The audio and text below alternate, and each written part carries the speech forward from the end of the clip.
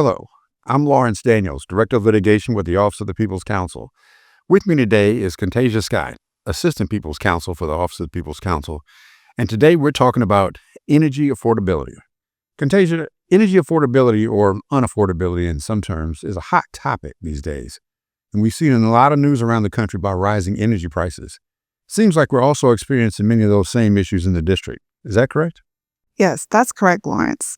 Across the country, utility consumers are facing rising utility rates from both gas and electric utilities. And this is due to a number of issues, including rate increases, some impacts from policy changes, and impacts from regional transmission organizations such as PJM.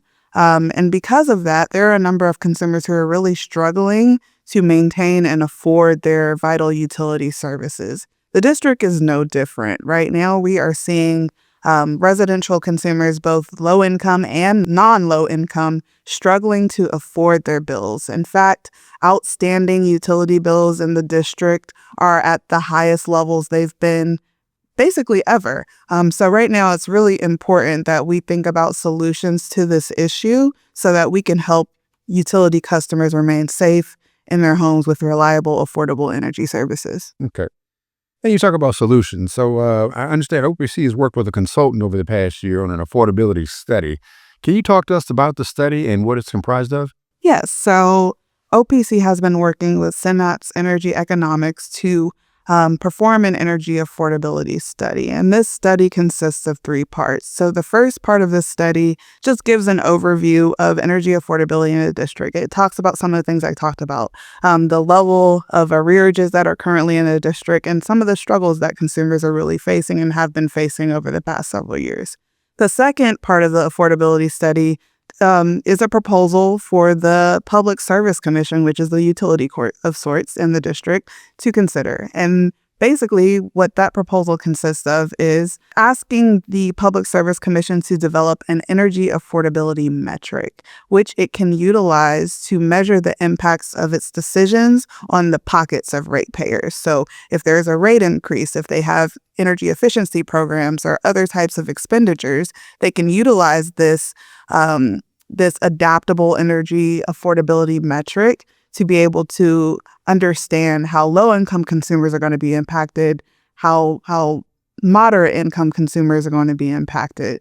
And then the last part of the study is an evaluation of other states and their best practices. So we looked at a number of states across the country to see, what is going on in those states, what's working well, or what didn't work well from them. And we developed some lessons learned and some suggestions that could be implemented here in the district. Okay. So that's a lot there. So let's unpack some of this.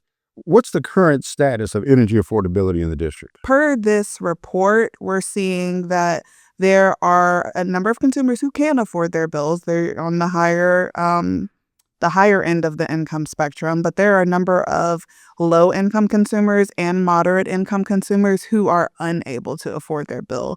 And there's this measure that we talk about in our industry called the energy burden. The energy burden is the ability of a consumer to afford their energy bills at the end of the month. And generally, you want to use a certain percentage of your income to be able to afford your utility bills. What we're seeing is that in a number of wards throughout the district, there are a lot of consumers who are spending a disproportionate amount of their income on their utility bills. And that leaves less money for other important things, right? Like, your rent, your mortgage, your food. People are making very hard choices about what they can afford on a daily basis versus maintaining heat or maintaining electricity in their homes. And so this study gives us a highlight about what that might look like for some consumers and then gives us a potential solution so that the commission can really see what's going on with those consumers. Okay. Now, you talked about a framework. Can you give us a high-level understanding of this recommendation? Yes, so this framework takes a look at the California affordability model and adopts it for the District of Columbia's use. So the metric would consist of an affordability ratio and an hours at minimum wage ratio. So I'll talk about the hour at minimum wage ratio. So it's basically a calculation that the commission can utilize to see how many hours that a person would have to work at minimum wage to be able to afford their utility bills, at least at a basic level, right? And so if you're using that as a baseline, as utility bills and rates are increasing for consumers, you can see, okay, a person now has to work this many more hours to be able to afford a basic or essential level of utility services. And that goes into the affordability ratio, which then can show how unaffordable a decision from the commission might be as far as its impacts on consumers. So that's what the affordability metric could look like. It's for, we believe that the commission should really consider implementing this affordability ratio, because right now we're just seeing a lot of consumers really be harmed unnecessarily at this point. Okay. Now, you spoke about best practices from other jurisdictions.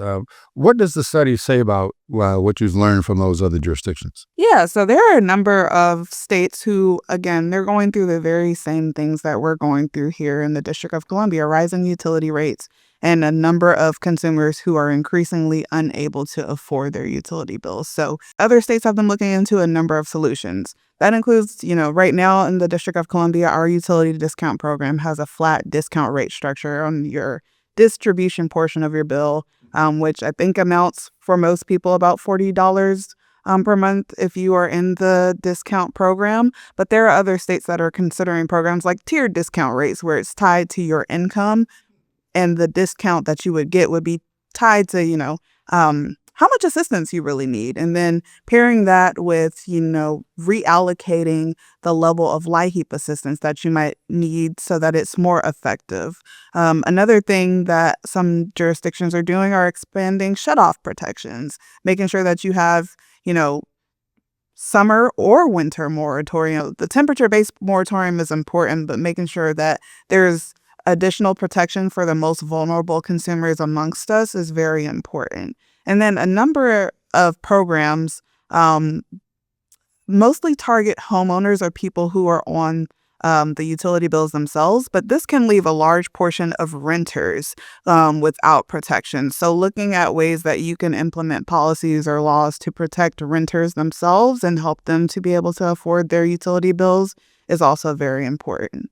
And then the last thing that we've been working through in the district already, but that is a suggestion in this study, is streamlining enrollment processes for utility discount programs and other energy assistance programs. So that could look like automatic enrollment, where you would use some type of data matching to facilitate enrollment for folks who, they have a limited amount of time. They already have a lot of paperwork to fill out. If we can streamline that process and make it easier for them to get into these programs, I think we should consider it. So that's just a few of the suggestions that are included in the affordability study. Okay, that's a lot of great information. So what are the next steps? So the next steps that OPC intends to take are utilizing this affordability study as a baseline to file an affordability petition for the commission to consider.